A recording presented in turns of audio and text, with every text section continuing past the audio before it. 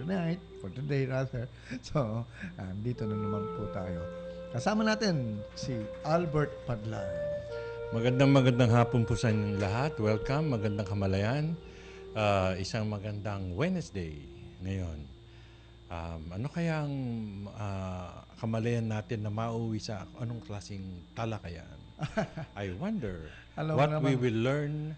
Ano yung malalim na huhugutin na naman natin sa ating mga kamalayan? Ano ba ang napag-usapan nyo kahapon ni Joyce nung wala ako dito? Ano ba ang mga naging haka-haka ng mga... Wala lang yung mga paano mo makakukuha yung gusto mo, yung paano ba kung nagta-traffic, paano ba yung papunta ka na sa trabaho, ano ba nga yung mga iniisip-isip mo, ganun. Well, speaking of Joyce Molon nga pala, baka nagtataka sila, bakit tayong dalawa lang? Actually, nandito si Joyce. Medyo meron lang mga importanteng mga bagay na inaasikaso. Nasa tabi-tabi lang siya. Pero mamaya, she'll be joining us. So, huwag kayong mag-alala. Yeah. At meron tayong panauhing isang kabataan mamaya. So, matatanong natin ang mga kanyang opinion tungkol sa mga nangyayari na may kinalaman sa mga national issues. Yan. So, ito ay bahagi ng ating programa na kung saan ay talagang pinupulsuhan natin ang mga kabataan. Dahil alam mo, ang kamalayan ay kumbaga hindi lang naman tayo yan. Hindi lang naman yung edad natin ang kwan na tinitignan natin kung ano nangyayari sa mga... Kahit na yung mga below 28. Yes, of course. Below 28 talaga eh. Below the belt. Ganun. Alright, Kahit na wala hindi pa mature katulad namin mga 28. So, Yun lang. mga kaganapan nga na nakikita na natin sa mga nangyayari ngayon ay very interesting. So, may na-disqualify pero siyempre, hindi pa naman dapat masabing final na yun, no? So, naaapila pa ba yun? Oo, meron pang mga higher courts na dinadaanan pa yan. So, kakakulit na, no? So mga ganyan na pa. So, yung isa naman maraming batikos tungkol sa kanyang style na pang, ano ang tawag doon? Of course, para siyang hindi naman siya si Dirty Harry. Si Dirty Harry, si Mayor Lim dati Okay. Ano ba si Duterte? Ano ba ang kwan niya? Style niya? Robin Padilla. Hindi ko alam. Okay. Anyway, so maraming mga batikos. Marami rin naman sumusuporta. So lalo, kanya-kanya lang yan Kasi he's tough, he's down to earth, he's a cowboy, ganun. Rock and roll, ganun. Ang magandang gusto kong punahin talaga ay yung naging reaction ng simbahan Alam mo ang reaction ng si Bishop Socrates. Socrates Villegas. Yeah. Alam mo, sabi nga niya, na-shock siya nung narinig niya na bilanggit nga ni Mayor Duterte na parang namura niya pero yung parang standard na kung ganun ka talaga, pati kilala mo, palamura, ganun, medyo pamura. Alam nyo, ang hirap nung ganun kasi kami dito sa radyo, kumbaga, ako dati ganyan parang bigla na lang lumalabas sa bibig ko na hindi ko iniisip, biglang, oops, bakit ko nasabi yun? Pero in my years in the broadcast industry, na-control ko siya. Pero dati talaga sabi ko, ano ba ito? Parang, instinct Kasi kung talagang ganyan ka sa kaibigan mo, parang, di ba pag nag-enjoy kayo, nag-uusapan kayo, biglang may lumalabas na mga expletives na ganyan. Oy pare, kamusta ka na, PA? Tapos gano'n, PI. PI, PA pala. Hindi, Ana yung sa akin, Ana. So in other words, mga ganyan, ano yan hindi mo maiwasan. Ngayon, katulad ngayon, tayo nag-uusap, no? So, para barkada tayo. Pero wala na. Nagbago na yung kamalayan ko. But what I'm trying to say here is, ito nga yung ginawa, yung sanagot ni Bishop Soc Villegas, no? Na na-shock siya. Hindi kay Duterte lang. But dun sa mga Parang, tao na parang nagtawanan at parang Oo. nagpalakpakan pa yata, whatever. No? So sabi niya parang, ano yan? Bakit ganun ang reaksyon ng Oo. mga tao? So, Kasi, di ba, ganun naman ang batian din pag certain sectors ng society. May mga batian na ganun talaga lang eh. hindi, Ay, pero pare, PI mo. hindi nabatian nyo. Kasi nung nagbigay siya Kamusta ka na? ng statement, may kinalaman dun sa K-pop na. Dun nag-react yung mga tao na in a Alam mo, ang tingin ko sa very kanila yung mga palamura.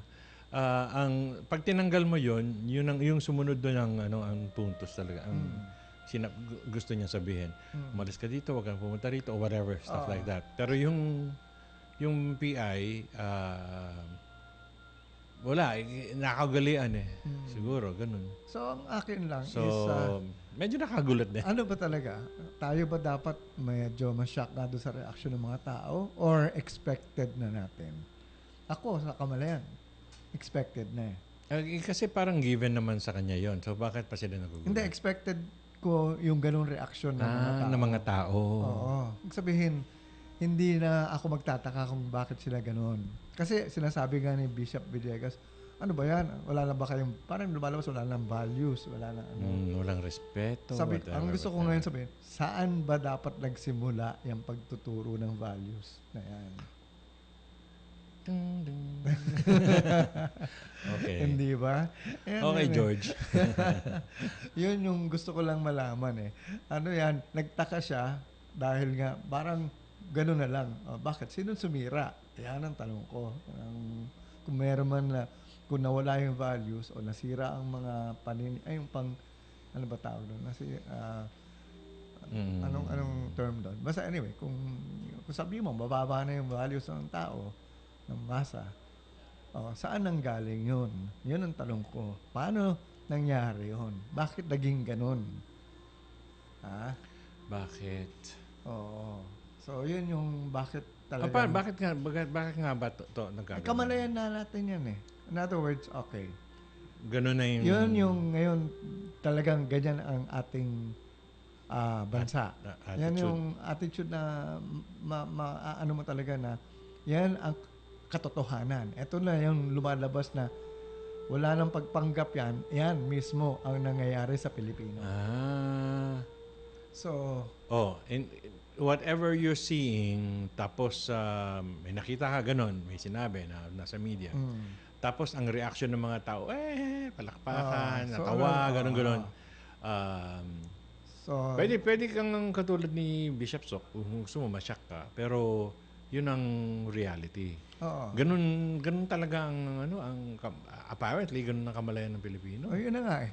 Kaya hindi ako masashock doon eh. Mag-join na lang kayo sa amin ng Bishop Sok, para kung gusto nyo helping people change their kamalayan. Baguhin talaga ang niyan, malaking trabaho yan dahil malaking nasira in the past. Kumbaga maraming hindi tinuro na tama. At saka yung pasensya na, yung masama tayong tao. Kailangan natin magdusa. Tayo yung makasalanan. Kaya to the point, mga ibang tao dyan mga nagpapapako sa krus, whatever. To pay, in spite of the fact na sinasabi na bayad na yung kasamaan, ano tawag doon? Ang kasalanan. So, makasalanan. So, yun yung aking... yun ang actually na nagdadala nun. Because we are all makasalanan. So, okay, ganon. So PI na lang, ganon. So, tinanggap na makasalanan talaga. So, anong values ang hinahanap natin dyan? Ano pa pinagsasabi natin? Ganon, sabi siguro nila. Anong katangian pa bang hinahanap nila? Samantalang sinabi, lahat tayo makasalanan. Makasalanan pala tapos maghahanap ka ngayon ng kaiba. Yung santo. Yan yung resulta ng tinuro na tayo lahat ay mahirap tanggapin yun ng isang institusyon na andyan na dalawang siglo na. Hindi lang siglo. Ano ba siglo? Century. More than 2 centuries. 200 years lang yung 2 centuries. Ay, nga ba? 2000, 2000. Wow. So it's been there for ingrained for the last 2,000 years. So talagang malaking trabaho. Kaya matagal ko na sinasabi dito, alam naman ninyo Albert, di ba, nila Joyce, wala akong ine-expect na mangyayaring kakaiba kahit na sinong mahalal na. Kung sabihin natin, ganun katino, ganun kagaling ang magiging susunod na presidente natin. Hanggat hindi natin nababago ang kamalayan ng masang Pilipino. Not too many people think that way. Kasi ang lumang pag-iisip, ang lumang kamalayan is work from the outside. In other words, from the outside. yung nakikita yan. Ano yun? Resulta na yun. Yung nakita na, yung napunan nila, resulta yan eh. Yung donkey and the carrot, ganun, hahabulin yung carrot. Yun yung effect eh. Oo. Yung cause. Ayun ang dapat natin ina-address. Kung saan nag-uumpisa. Wag yung parusahan, ganun, find out why, what caused it, and yun ang i-attack. Parang sa traditional medicine din. May sakit, blah blah blah. Ang ginaano, pain reliever. Ayun. Nasaan yung teka, may sakit. Pain reliever. Di nawala ba? Hindi. Yung effect lang ang inaano eh. Pero yung cause hindi ina-address. So, ganun din to. Lalo na to, di ba? Ayun na effect eh. Nakita na natin, okay, yan na yan. Oh, wala so, na tayong what are you gonna do? pagtaka dyan. So, kaya lang, talong ko dyan, bakit ganun ang reaction nila? Akala nila magkakaroon ng ibang effect pala na pag nagulat-gulat sila. Ganun, no. Ngayon, nakikita nila, bakit ganun ang reaction ng mga tao sa ganung klaseng statements. Medyo mahirap tanggapin ng isang institusyon na pagkalaki-laki ng ganun. Sabihin na, ay, kami nag-cause nito. Pagagawa namin to. Hindi na aaminin yan. Walang aamin talaga dyan. Or, kahit na kailangan mag-umpisa na alam namin ganito. Hindi namin aminin. Kahit na yun man lang eh. Deny lahat yan. Wala. Or unaware. Medyo problema yun. Kung aware man sila, they will deny. Of course. Pero awareness. You start with awareness. That issue na kagad yun. Doon pa lang baka hindi na in other words, mag-move forward. Saan nagkamali? Yan. Pero hindi, no? Okay. Given the kind of this kind of so what to do? Situation. So what do we do? Eto, kaya nga kami dito sa Kamalayan nagangal-ngal dito. What we do is what we do here. Is to Eto talk to people about pagtulong namin sa pagbabago. Change the way you think. Hindi na makukuha ito sa isang mabuting usapan. Mabuti, Actually, revolution nga ang sagot dyan eh. Revolution of the mind. Yan. The revolution of the spirit. Of the spirit. Of mind. The mind. Actually, hindi spirit. Kasi spirit, yan na yan eh. Yung of the mind, yan ang talaga Diyan kasi yan ang nagpa-plant eh, no? Yan ang revolution of consciousness. Basically, yun consciousness yun. talaga. Kamalayan talaga.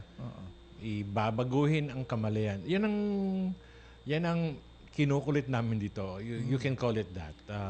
Yan ang kinukulit namin. Paulit-ulit namin sinasabi. Magbabaguhin mo paano ka mag-isip, paano ka magsalita, paano mo kung ano yung damdamin mo. Baguhin mo. Kasi kung ano man yung pinagagagawa natin, nagulat ka pa na nag-react yung tao ng ganun, yun na yung kamalayan eh. Hindi pa natin binabago eh. Bakit pa kaya tayo yun yung naging epekto na ng mga tinuro na sigurong akala nila tama yung ginagawa nilang pangangaral, hindi pala. So, yung adage, yung kasabihan na if it ain't broke, don't fix it, this is clear, something's broken. It has to be fixed. So, in other words, let's accept it and then move forward towards hanapin natin kung anong pwedeng mangyari. At inaalok na namin ang solusyon sa inyo. Yung mga na rin lang, hindi lang doon sa isang celebrity candidate na yun. Yung sa ibang kandidato, yung mga pagsisinungaling. Yung mga talagang pinalalabas sila na wala silang ginagawang katiwalian, o yung hindi tamang pinipilit nila na okay pa rin ang kanila, ang pagka-inosente nila sa mga Uy, bagay-bagay. Tato, ano mo nagiging totoo sa mind ng tao yan, ha? Pag lagi mong sinasabi, ganun din kasi tayo eh. Affirm. Paulit-ulit mong sinasabi, magaling ako. Paulit-ulit mong sinasabi, yung mayaman ako. Paulit mo nung sabihin, gwapo ako. Habang tumatagal, let's say ganito, hindi ako magnanakaw. Hindi ako magnanakaw. Wala akong ninakaw. Pinaghirapan ko to kahit hindi ako nangungurakot sa gobyerno, whatever. Paulit-ulit mo sasabihin, eventually, naniniwala ka na talaga na wala kang ginagawang masama. Totoo yan. Pero, ang totoo, di ba, magugulat ka pag medyo nakasuhan ka, napakulong ka sa ospital kasi politiko ka. Gugulat, bakit? Ano ba ginawa ko? Ganun. Wala naman akong pinatay. Ganun, kailangan bang pumatay? Para may ano yun? When you break the law, kailangan ba ang pumatay? Meron ganun eh. May nagsabing ganun eh. Talagang... Ba't ako nakulong? Wala naman ako pinatay. Pero yun, pinagagagawa mo dyan. So, yan yung mga puna natin sa mga panahon ngayon na nangyayari. Nakikita natin na nakaka-shock in a way. Nakakalungkot din. Ako hindi na nalulungkot. Nasi-shock lang ako dahil sabi ko nga, parang ang bilis na ito na lumalabas na lahat. Kasi akala ko baka tatagal pa eh. Kasi sabi ko, kaya pa nilang palusutan to. Kaya pa nilang anuhin to. Hindi eh. Ngayon lumalabas na lahat eh. Well. Ano na tawag dito? Patsyuda. Patsyuda. Patutsada. Patsyuda. Patutsada. Ano ba yung ng patutsada? Yung mga sabog ko, bato. Okay. Yan. Kaya Pwede pa ako na-pronounce ko. Hindi ko lang alam ang Hindi ko lang alam ang translation. Tama ba yun? Oo. So, exciting. Ako talaga ngayon talaga sinusubaybayan ko. Parang anong telenovela to ngayon na-involve na lahat. Pati when people actually say, pati si Pope Francis, damay. When people actually say, naku, ano nangyayari sa bansa natin? Wala na lahat ang mga nakaupo dyan, kung ano nung mga ninanakawan tayo, whatever. Ganun sabi ko, alam mo, may magandang kinalalabasan yan. Dati nga, alam na natin yan, tahimik lang tayo.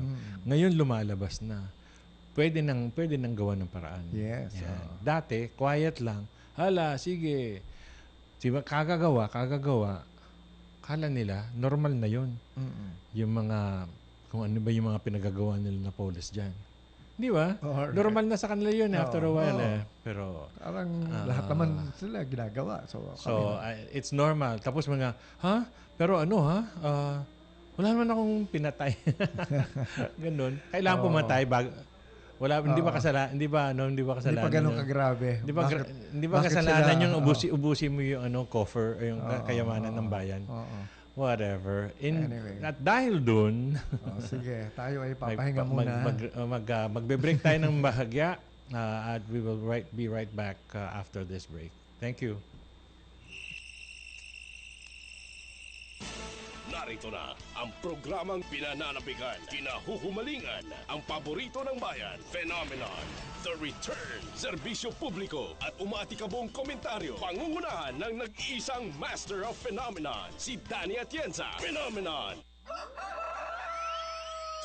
The exciting, the thrilling, and scientifically matched cockfights of all time is now at San Lazaro Leisure Park. The Manila Cockers Club. The Manila Cockers Club invites you to the inaugural Breeders' Festival at the ground floor Turf Club Building, San Lazaro Leisure and Business Park, Carmona, Cavite. The inaugural Breeders' Festival of the Manila Cockers Club. The Manila Cockers Club. Broadcasting live from the Capital Broadcasting Center studio in Ortigas, Pasig City, Philippines. 25,000 watts of pure AM power. 25,000 watts of pure AM power. Matapang sa pagbabalita, punong-puno ng informasyon, laging handa sa public service. Ang pagbabagong hanap mo sa AM. Ito ang DZME. 15:30.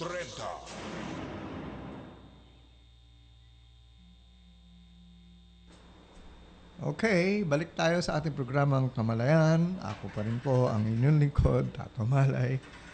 At kasama si Albert. Ewan ko kung nasaan na si Joyce Molon, no?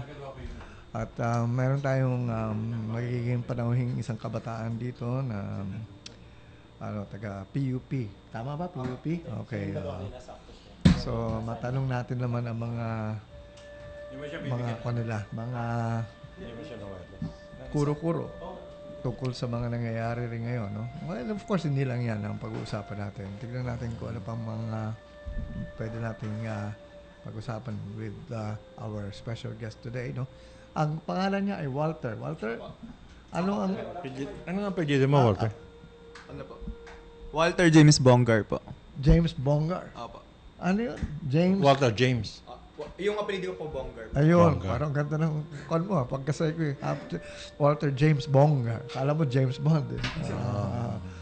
British. Galing British. British, Walter James Bongar. Ano ba ang Bongar? Taga saan ba mga Bongar? Originally po taga ano po? Saan ba? Taga Mabini, Pangasinan. Pangasinan. Sa mga... Taka mo na. Ayusin mo ang microphone mo. Mabini. Malapit yan sa Alaminos. Apo. Taga Alaminos kami. At ang aking nanay ay pinanganak sa Mabini. So, kababayan. Okay na po. Test mo na ito. Test po. Ayan, okay na. So, yan. At anong year ka na ngayon, Walter? Graduating po sa Sa PUP? Apo, journalism po. Journalism. Ay, napakagandang kurso yan. Bakit mo nakuha yan? Bakit mo naisip ang kunin yung kurso na yan? Ano po kasi, nung bata po ako, sinasali po ako nung elementary pa lang tsaka high school sa ano po, broadcasting tsaka journalism sa ano po, sa Zambales po. Tapos, Ano yun? Ano yung broadcasting at journalism? Nasali ka sa mga... sa DSPC po, RSPC. ano yun? Contest yan? Apa. Okay. Talaga may ganun. Tapos, anong nangyari? Nung ano po, nung nagustuhan ko po yung pagsusulat, lalo, ano po kasi, nung nakitaan po ako nung una po, nung grade school, yung sa formal team, maganda daw po ako magsulat ng mga ganyan, kuro-kuro, ganyan-ganyan. Tapos nung nagkataon po, nakapagsulat po ako ng about sa national news, yung tungkol po yata dati sa sa fertilizer scam, ganyan-ganyan. Nakitaan po ako ng ng passion sa pagsusulat, yun po. Inano po ako sa journalism club. So, So, maganda. ito na talaga nalilinya mo. Opo. So, lahat ng... Handa ka namang ialay ang buhay mo dahil alam Opo. mo, mga journalist pinapatay. Pinapatay. Pero nagsabihin, pero yun na nga, pagandaan mo na rin yan kasi ganyan trabaho. No? Natatawa kayo ako. Nalungkot naman ako dun. Bakit? Kasi, di ba? Ano? Totoo kasi. Hindi. Napatay yung mga journalist. Hindi naman sa dahil kasi naman, no? Okay. Ang sa akin, nag-register lang sa akin. So, Kasi natandaan ko yung sa Mindanao. Anyway, So, Walter, going back. So, in other words, okay, nahiligan mong magsulat. At ano ang mga sinusulat mo aside from yung sabi mo nga, yung mga fertilizers ka, ganyan. Ano pa talaga ang hilig mong isulat? At yung kwan?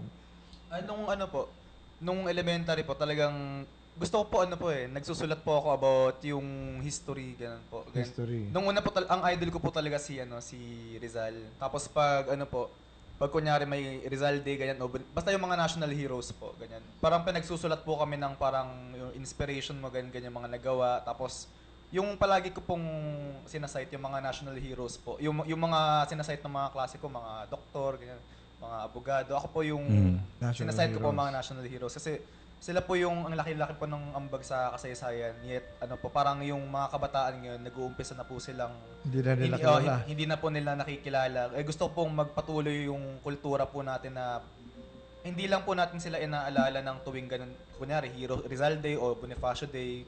Parang isinasabuhay po talaga natin yung nagawa nila. Kasi malaki naman po talaga yung ambag sa pang-araw-araw nating buhay. So, si Rizal ba talaga ay walang anak? Wala po siyang Kasi baka mamaya meron ka palang alam na hindi namin alam. Wala po siya. So, Yung unang anak si Rizal? Pero actually po, nagkaroon po siya ng anak, pero namatay po. namatay kay Josephine Bracken. Okay, apo. Okay. Mm, So, si ano Hitler, kayang, si ano, Hitler, ano, di na anak, ha? ano kayang karma nun? Okay. Ba't kayo Hindi. nagkaganon? Wala. Kasi alam mo, Sayang, ano? kung Walang- mahilig ka talaga magsulat about the national heroes, ang ibig sabihin yan, mahilig ka mag-research. Opo, opo. At saka ano po, yung sa history class po, parang mas ano po mas interested po akong makinig pag tungkol sa may touch ng Philippine history o kaya history. Bakit of all topics of all pwede mong sulatin bakit history ang pinili mo? Kasi po 'di ba po yung word na history sa ano po sa Greek sa Latin po, yung o kaya sa Spanish po, storya, history. Ano po ang ano lang po, ang coined na word ay story po. Ganyan. Parang kaya pag historian ka, dapat it is essential na you're a good storyteller. Pero nakakatuwa po sa Pilipinas, sa Philippine context, kasaysayan, nagmumula yan siya sa salitang saysay. Ito po yung pagsasalaysay ng mga pangyayari na may saysay, na may kabuluhan, kumbaga. Parang mas deep po yung context sa Philippine culture. Hindi lang po merely story. Pero ang history, no, kanya-kanyang storya lang yan, di ba? Opo. Kanya-kanyang version. Ayun. Di ba? Sabihin, kung talagang titignan mo ang Philippine history, ang karamihan na nasulat sa mga aklat, hindi tama ang version. So, in other words, meron palang hindi na isusulat na iba pang mga istorya na hindi kumpleto pala yung mga Actually po, pag-aaralan. May contribution din po kasi yung culture po ng mga historians na na male po yung nagsusulat. Kaya nga kaya po his Dapat- his story, opo. dapat her story His- din. Opo, parang Pag transgender, paano yun? Each story. Each story. Hindi pwedeng it. Di ba yung she story? Her story. So, yun ang natin nga. Ang history is basically according to your own version. So, dapat Sa pananaw mo? Marami pa pong kailangan Sinasalik- saliksikin. saliksikin, no? Opo. Kasi talagang hindi mo pwede makukuha lang na from a version of from just one person Kailangan malaman mo yung isang side na Opo. Mm. Parang journalism din po dapat both sides. So, sige, talangin kita. Sino ba talaga ang unang presidente natin sa Pilipinas? Ay, ang sabi po, ang nirehistro po, tatlo po kasi nagtatalo-talo Si, ang head of the state po parang si Apolinario Mabini. Tapos, yung sinasabi pong isa, si Andres Bonifacio. Tapos yung yung sa mga cliché history books po, sinasabi si Emilio Aguinaldo. Emilio. Pero sabi po nga nila, yan po may story po yung Magdalo at saka Magdiwang. Nung parang ang nag-register po, naging dalawa po ang presidente ng Pilipinas nung mga panahong iyon. Si si Emilio Aguinaldo at saka si Andres Bonifacio. Pero ang original daw po si Andres Bonifacio. Kasi po parang siya po yung supremo leader ng Katipunan. Nung sa Magdiwang, parang hindi ko po masyadong alam yung story behind, pero na-politicize po dahil po. Si Trillanes, anong participation? Oo nga. Di ba, Magdalo yan? Magdalo. The joke. Nung later yun, parang Alright. nagkudita po sila. Okay. Okud. Hindi, okay. Sige. So, ang natin, maganda itong, alam mo, ang kabataan, pagdating na sa history, bihira ang may mga interesado ako, nagtataka sa'yo, interesado ka sa history, no? Opo. Kasi po yung iba po kasi parang... Nagkamag-anak ka bang historical figure sa Wala po. Pilipinas? Mahilig po talaga kasi ako yung parang nagkikwento ka ng may saysay, yung may impact sa pang-araw-araw mong buhay. Kunyari, hindi lang basta yung... Kasi writer din po ako, all-around writer. Parang journalist din po. Tapos at the same time, creative writer. Movie reporter ka rin. Hindi naman. Hindi. Pero nag-movie review din po ako. Pero po kasi, movie review. Okay. nakapag-attend na rin po ako ng seminars yung mga ni chismis, Sir Ricky Lee. Po kasi, parang iba po kasi pag pag totoo, pag kunyari po, for example, creative writing, magsusulat ka ng ng social reality. Magsusulat ka ng social reality. Yet yung mga characters mo hindi totoo. Pero importante din na natalakay natin yung mga ganun, talagang nangyayari, pero based on true story. Pero iba pa rin po pag talagang totoo yung sinusulat, yung parang ito'y totoong nangyari, totoong mga karakter at may impact sa pang-araw-araw natin, pamumuhay. Okay. So, sa palagay mo, sino ang pinaka-magiting na bayani para sa'yo? Ay, wala na pong sa akin po kasi ano po hindi po ako naniniwala po ako sa revolution, pero sa dahas po, sa means po. Hindi po ako naniniwala na kailangan ng sobrang dahas. Kung dadating sa point na kailangan mo ng marahas na pamamaraan, ayun na siguro yung last resort mo, pero hindi lagi. Kaya ang pinaka-idol ko po talaga si Rizal. Si Rizal. Ano bang full name ni Rizal? Ay nako, ang haba po nun baka po Jose Protasio. Mercado. Ang haba po yun hindi po ako sure baka. Kasi Rizal, Kasama hindi niya may apelido. Mercado. Opo. Siya lang ang gumamit. Ang totoo pong apelyido ng nila, Mercado po. Mercado. Kasi po ano po yan yung kanununuan po nila, ano po siya, in-check po siya.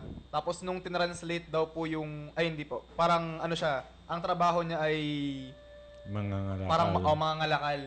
Kaya nung pinapili daw po sila, yung lolo po ni Rizal, nung pinapili po sila ng Spanish na name, 'di ba nagkaroon po ng parang pilian. Nagkaroon ng ganun nga. Ang napili po niya, Mercado, na ang ibig sabihin, palengke. Palengke. Correct. Kung saan siya nangangalakal. Ayan. Oh, That's true. Ganun noon alam mo yung sa Chinese. Obligadong palitan yung Chinese name. May kilala akong ganun. Oo. Meron akong ka-close. Hindi ko alam, very close. Ocampo ang apelyido. Pag tinignan mo sila, talagang Chinese na Chinese. Kami, Maputi, pamilya Chinese. lang sa father's side ko. Sa mga Malay. Hindi naman Malay talaga apelyido namin. Kui. Chinese. C-U-I. Bakit Tapos, maging Malay? Nung time ng mga, Espanyol, kailangan gawing, binago Spanish touch. Spanish or Filipino na sa Malay. So, ang ginawa, inattach yung naging Kui-Malay. So, in other words, Kui Malay. Later on, dinrap na yung Kui. Naging Malay na lang. So, nawala yung kwan namin sa Chinese, Pero basically, Chinese talaga ang namin sa blood namin. Ay, yung pala po, yung ancestor po ni Rizal na full-blooded Chinese, po pala, si Domingo Lamco. Lamco. Yan. Lamco. Okay, anyway. So, ang magandang mga nakikita natin sa pagganap sa kaganapan ng ating history sa throughout the times etong mga lumalabas na mga heroic deeds ng mga ating mga heroes ngayon na isa sa pelikula. Opo. At napapakita ngayon na interesado ang mga bata ngayon. Bakit kayo naging interesado ang mga bata like kay General Luna? Bakit naging phenomenal yung movie na yun? Kasi dati walang pakialam sila Totoo po. Lumabas na yung Emilio Aguinaldo, wala nanood. Lumabas na yung Andres Bonifacio rin. Yata, meron na rin movie yata kay Robin Padilla rin ba yata? Yun. Kasi po nung sa akin pong pagmamasid ng sa mga paaralan, halos hindi naman sa nilalahat ko, pero para sa mga ordinaryong kabataan, isa siguro sa pinaka-boring na subject na maituturing history kasi ang kakapal ng libro, ang daming dates, ang daming i-memorize na pangalan. Oo nga. Ang boring pa minsan magkwento ng teacher, pero Oo nga. pero po kasi kami pong mga kabataan ngayon, millennials, mga pinanganak siguro kino-consider ko na sarili ko na millennial, 1995 pero 2000s po, yung mga pinanganak na 2000, 1990s, po kami more on visual. So kung kukuhanin mo yung kiliti namin, kung kukuhanin mo yung interest namin o yung namin, tawag dito, attention, kuhanin mo kami sa visual. Ayun. Katulad po nung General Luna po, nung unang tingin po namin dyan, sabi namin, 3 director ang meron dyan, ang gumawa niyan. 4 pala. Kasi po sobrang ganda po nung editing, sobrang ganda ng scoring. Hindi po siya boring. Tapos parang pag pinapanood mo yung ano, parang hindi mo kasi siya na-appreciate pag ano lang eh, pag sa history books lang eh.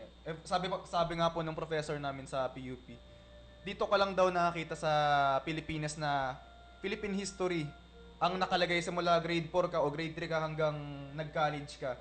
Panahon ng panahon ng Kastila, panahon ng Amerikano, panahon ng Hapon. Hindi ba yan ay history ng mga ibang nayon o ibang bansa na itinala dito sa Pilipinas? Hindi po ba dapat na ang history ng Pilipino ay ayan ang nangyari? 'Di ba po nung kunyari nung panahon ng mga sinaunang tao, mayroong Neolitiko, may Paleolitiko. Ayun po may yung kumbaga isinasite po dun sa mga panahon na iyon, yung mga importanteng bagay o kunyari panahon ng metal o yung mga importanteng bagay na nagmarka ng historya. denote that May age. historical, yung age nga, no? Hindi ho yung ano po yung pananakop na ina-highlight na hanggang ngayon na ano po tayo parang hindi pa rin natapos yung pananakop sa atin nagiging kolonyal pa rin dahil sa mga ganung pangyayari. Dahil yun ang history. Oo. Nasa labas yan. So, parang mas maganda sana kung ano yung history natin. Tapos kung may mga ganun pa, nanakop, gera-gera, isang pasada na lang dapat yan, tapos na. All about the Filipino and kung ano yung na-accomplish, kung ano yung kultura, kung ano yung arts and crafts, and kung ano man yun, di ba? Yung mga ginagawa. Sige, Yung ano po yung professor ko sa PUP, nag-aral po siya sa PUP, tapos nag-masters po siya sa UP. ano pangalan niya?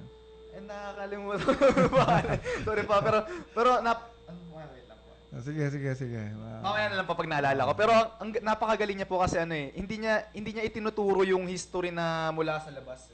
Sabi niya, ayun daw po yung problema ng pagtuturo ng history sa Pilipinas. Itinuturo po siya mula sa labas sa context ng mga dayuhan. O sabihin mo po, kunyari, yung sinaunang misa, yung accounts po nun kina Fernando Magallanes, kina Pigafetta, mga ganun po. Hindi po ba dapat na nagmumula sa account ng isang Pilipino o tinranslate na lang dapat sa kunyari, sabihin nating Malay yung yung dialekto nun, na dapat translate na lang sa Pilipino nang maintindihan ng lubos ng mga Pilipino na nanggagaling sa loob. Sa UP po may tinatawag na na course na parang Filipinology.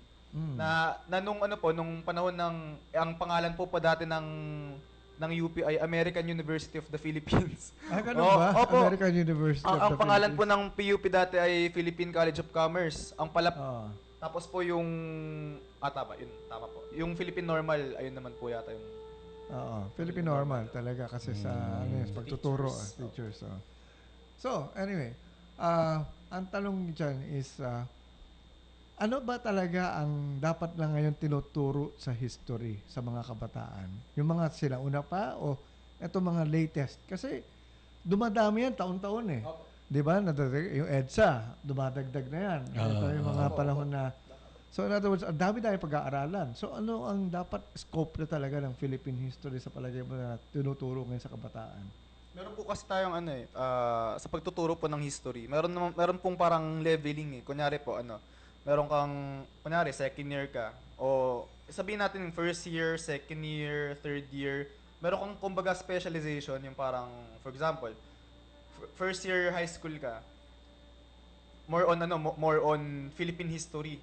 Yung parang bago mo maintindihan yung kultura ng ibang bansa o yung ibang nasyon, ma-master mo muna yung sariling atin, yung mga importante nating naganap sa sarili nating bansa o sabihin nating second year, itinuturo pa rin yung mga continuation, itinuturo pa rin yung mga nangyari sa atin, pero meron na ring mas deeper na historical value na yung talagang dati pa parang panahon ng Paleolitiko, Neolitiko, sinaunang Kasi ang puntos ko doon sa tanong na yon ay ano ba dapat ang makukuha ng isang tao o isang estudyante sa pag-aaral ng isang history. ng katulad ng Philippine history?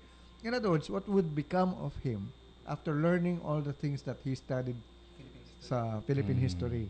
Ano dapat yung mga talagang importanteng mga I would say na Katangian. ito yung dapat kong talagang ipagmalaki as a Filipino. How should you be? Kasi ang nakita nung panahon namin ni Albert ay puro the Fall of Bataan, the Death March, yung mga puro. Ganon. Actually po, we admit po na it is like boring to memorize dates, times, names of people na hindi mo naman kilala. Pero ano po kung it is essential to the history, you should study it. Parang parang ano po bang makukuha natin ng pagbabalik tanaw sa ano po bang makukuha ng isang ordinaryong Pilipino sa pagbabalik ng kasaysayan? Kung ganun po ang question, ang answer ko po diyan ay magkaroon po tayo ng ng national identity, which is very important nowadays kasi ang dami pong mindset sa Pilipino na nagiging po tayo nagiging watak-watak tayo, parang watak-watak na nga tayo sa aminin po natin, watak-watak na nga po tayo sa relihiyon o sa political views, watak-watak na rin po tayo. Pati po naman sa national identity natin, watak-watak rin tayo. Diba, Nagiging, parang, di ba po, pumunta ka ng Taiwan, pumunta ka ng Singapore, pumunta ka ng Vietnam, magkakamukha po ang mga tao magkakaparehas po ng kultura. O pumunta ka ng Japan, parang hindi mo, hindi mo ma-identify mo agad kung sino yung Japanese o kung sino yung Vietnamese o kung sino yung Singaporean. Pero pag pumunta ka ng Pilipino, ito po tinuro sa akin ng prof ko sa sociology. Kung sa Amerika daw po, merong racism, may black at saka white. Sa daw po, sa ating mga Pilipino, meron daw pong regionalism. Na pag sinabi mong Kapampangan, pag sinabi mong Caviteño ay mayabang. Pag sinabi mong Ilocano ay kuripot. Pag sinabi mong totoo po 'yan. Ay hindi naman po sana nilalat ko. Pero si Candy ba? Ano ba si Candy? Hindi ba may explanation naman yan, di ba? Talagang yung lupo, stereotyping. yung land mismo nakabukod Pero ang talagang saan dapat hinuhubog yung pagmamahal sa sariling bayan? Anong aspeto ng sa history ba talaga dapat tinuturo yan o mapupulot makukuha yung ganyang klaseng yun talagang masasabi natin na wala sa Pilipino yung pagmamahal sa sariling bayan Bakit? Ano nangyari? Bakit hindi na mahal ng Pilipino ang sariling bansa? Kung malaki po talaga ang impact ng kawalan ng knowledge o kawalan ng lubog sa Philippine history ng isang tao kung bakit hindi niya minamahal ang sarili niyang bayan. For example po, hindi ko po inaano yung mga ibang school, pero bakit po pag sinabi niyong taga UP o taga PUP, Makabayan. Parang automatic na yan, Makabayan yan, maalam yan pero ewan ko lang kung ngayon, Makabayan pa. Opo. Hindi naman. Depende po kasi sa yan. Marami lang dekotse dyan at saka commercialization po. Parang ganun. Pero hindi po naman kasi importante yung parang tawag dito. Hindi importante na... Albert, UP ka Hindi naman importante. Nagulat ako dun pagpunta ko sa UP. Ha? Ba't ibang history? Ba't di ba kasi nung high school tayo, di ba? Bidang-bida ang mga Amerikano. Punta ka sa UP. Ay, naku, napakawalang niya ng mga yan. Ganon. So, completely different. Tapos yung nagtuturo pa sa amin, author pa ng libro. Anyway, sige, Walter. Ganun, tuloy may sinasabi mo kanina. Importante po talaga yung account ng isang tao sa yung kaalaman ng isang tao o yung pagkalubog ng isang tao sa sarili niyang kultura, sa pagmamahal niya sa kanyang bayan. Paano mo malulubog yung isang tao sa sarili niyang kultura? Ayan, paaral mo sa kanya yung mga importanteng naganap sa kanyang bansa, mga importanteng accounts o mga pangyayari na nakakaapekto sa kalagayan niya, sa sarili niyang estado ngayon. Na kung hindi dahil dun sa mga pangyayari noon na sa nakalipas ay hindi niya tinatamasa yung kanyang kalayaan o yung kanyang mga tinatamasang magaganda ngayon sa buhay niya, doon magkakaroon siya ng utang na loob. Hindi naman sa utang na loob, pero doon niya malalaman yung importansya na kung hindi dahil dito sa mga taong to, kung hindi dahil naganap ang revolusyong ito, hindi ako magkakaroon ng kalayaan. Sa palagay mo kaya, kailangan na naman natin ng isa pang EDSA revolution. I think, Walter, nakikita ko yung passion mo dun sa history ng Filipino. And obviously, nang makakatulong para magkaroon ng paniniwala at yung love ng country Opo. is kung may gagawa ng history book that highlights yung kagalingan ng Pilipino. Opo. Baka ikaw na yun. Ay, Kasi, sana po. well, magsulat ka lang. Magsulat ka lang kung ano yung alam mo. Tapos kung may tungkol sa nagkaroon ng gera, na gano'n, yung pasada lang, gano'n. No? Huwag mong, katulad ng sinasabi natin, naka-emphasize yung na-occupy tayo, blah, blah, blah, blah, blah. Ando na yun. Oh, give it. Given. Pero, masyadong overemphasize yun. Emphasize mo yung galing ng Pilipino. kaso nga ngayon, ang emphasis ngayon, okay, nandiyan ang galing ng Pilipino. Pero sino yung mga hindi, ina-idolize ng Pilipino, lalo na sa ibang bansa. Si Pacquiao, yung mga singer natin, yung mga ano. So in other words, oo, magaling ang Pilipino sa arts, sa sports. No? Even po. Pero sa ibang bagay, wala tayo. Pero Sa mga statementship. Malamang Diba? unknown din naman yung mga taong yan. Kasi parang ang napapansin lang, yung mga leaders na yung mapapel. Oo, hindi. Kaya Ma-media. Pero bakit Ma-media ang- exposure. ang Pero kwan- merong mga gumagalo na maayos dyan. Oo, so, pero- maybe you can emphasize on that.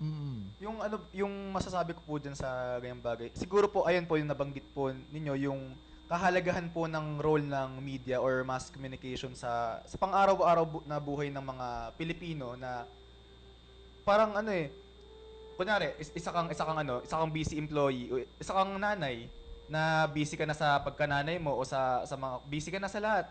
Wala ka nang panahon kumbaga na pag-aralan pa o balikan pa. Ang nagiging outlet mo na lang ng update ay yung media. Ngayon, napaka-importante ng role ng media, ng radio, ng TV o ng mainstream media sa pag-disseminate ng importanteng impormasyon sa mga ordinaryong Pilipino. Tama ka dyan. Kasi yun po yung nakikita kong solusyon na kahit po sa mga sa mga politiko, yung ano lang po ba ang tinatangkilik ng mga tao, yung mga one-liner na entertaining na mga politiko. Kung sino yung magsasabi nun, kahit hindi naman po siya sobrang makabuluhan, ay tinatangkilik at ayun po ang natatandaan ng tao. Kaya ang power po ng media, kaya ito rin po yung nakuha kong course is ang lakas talaga ng impact niya, ng bawat salita na binibigkas ng broadcaster, tumatatak sa isip ng ordinaryong Pilipino o sabihin nating wala silang internet connection, o wala silang kung ano-ano. Sabihin natin meron lang silang radyo na maliit sa isang bayan ng Palawan. Napakalaki ng ambag ng media sa pag-hone ng public opinion. Okay. Maraming salamat sa Very mga good. Oo. mga ibinahagi mo sa amin Walter, no? Walter James Bongar. Yan. Lahat tatandaan ko yung pangalan na yan. Siguro Walter, abangan namin ang libro mo. Yan at hindi pa tatagal sa Philippine History by mababasa James ka na Bongar. namin. Walter James Bongar. o maririnig ka na namin sa TV o sa radyo. At, Yan. magandang simula. What I heard from him is we should be proud of our heritage. At hindi kasi tinutulak yun eh. Hindi yun ang pinamumukha sa tao, no? Kasi ganun ang success ng mga ibang countries eh. Believe na believe sila sa bansa nila. Kahit na hindi kanung kagaling, basta we're the best ang bukang bibig ng mga yun eh. Kahit na hindi pa. At doon sila aabot. So Walter, Okay. So, paalam na tayo, Albert. closing, Patapos na tayo. Paalam ka. Amin, meron ka meron pang kang final nice message. sabihin. Ayun po, in-encourage ko po yung mga kapwa ko kabataan na rehistrado na bumoto po kayo, na huwag niyo pong sasayangin yung kapangyarihan nating bumoto dahil napakalaking impact po ng isang boto nyo sa pag-hone ng Pilipinas, sa pagtatalaga ng bagong presidente. Huwag po nating sasayangin yan. Hello din po sa buong PUP community, buong UP community, buong mga tao dyan sa Tandang Sora, sa Pangasinan, sa Zambales, Bongar family, Montenegro family, Mantes family, ayan po. Okay, maraming salamat. Alright. Would like to thank everyone for listening. Salamat sa pagpakinig. Willie, sorry hindi ka nakaabot sa Talakayan namin. sa parinig. Kasi sabi niya, yun ang message niya, hindi na siya aabot. So, Willie, but anyway, bukas, meron pa naman tayo or pwede mong panoodin sa YouTube to i-upload natin bukas ng umaga. Okay? Si Albert Padlan ho, ang inyong lingkod. Hanggang bukas po. Maraming salamat. At ako po si Tato Maray na nagsasabing isang magandang kamalayan sa inyo lahat at sa ngalan ni Joyce Molon, well, sana ay tangkilikin palagi ninyo ang programang Kamalayan. Napapanahong talakayan sa mga issue't balita. Pagbabalik tanaw sa mga masisiglang panahon na saglit nating nakalimutan. Gising na, bangon na ang Pilipinas. Kasama ang mga tugtuging magpapasiklab ng inyong umaga. Gising na, bangon na ang Pilipinas. Magagandang usapin, musika at balita ang sasa inyo alas 5 hanggang alas 7 ng umaga. Gising na, bangon na ang Pilipinas. Gising na, bangon na Pilipinas. Lunes hanggang Biyernes, alas 5 hanggang alas 7 ng umaga. Dito pa rin sa himpilang kakampi ng masa. Ang bagong DZME 1530. Gising na, bangon na Pilipinas.